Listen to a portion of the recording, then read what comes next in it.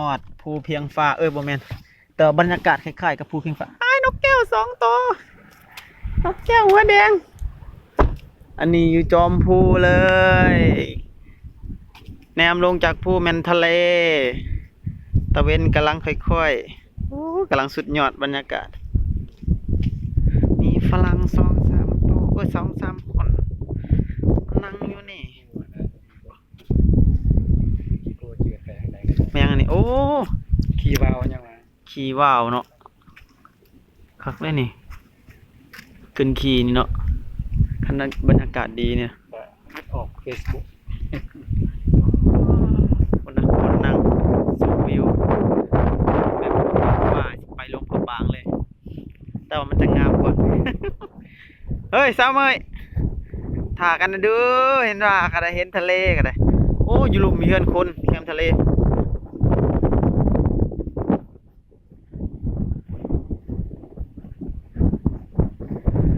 โอ้ยให้พ่อให้แม่เขามาเห็นนำเด้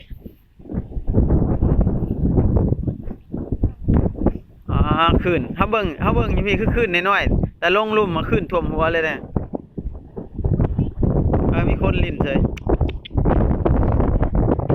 เสียวใส่อีลีโอ้ยมีเงินคนอยู่ลูกต้องสเต็ปมีเงินคนคักไว้อยู่ลูกเมื่อน่า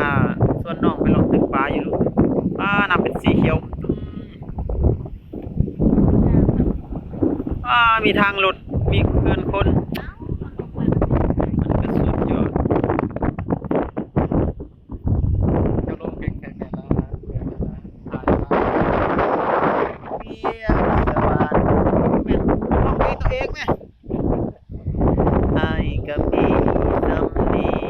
แหละขอกับแม่ไอ้เป็นสาวดาบ่ได้จับอากาจับแต่ขาแต่ท้ายสั้นหมอปลายไอ้บ่จบกะย้อนว่างบนางเอกในมิวสิกไอ้มันบ้านปลายมีแต่ไปเลี้ยงควาย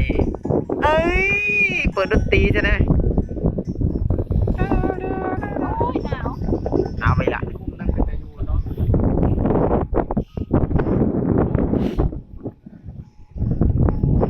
ดังไอ้กะมีสำนีแหละพ่อกับแม่ไอ้เป็นสาวนาบ่ได้จับปากกาจับแต่ขาดแต่ท้ายโอ้มีสะพานลอยคือระบนนั้นจะเห็นว่าสะพานลอยเรียบภูนะจะไปขี่รถบนสะพานลอยนะจะได้มันก็มันซูมบ่เห็นไอ้อยากไปขอน้องแต่งงานกระดองหลายล้านไอ้สิเอายังกินไอ้ก็มีซ้ำที่เจ้าเห็นไอ้ก็เป็นคนธรรมดาบ่มีโตโยตา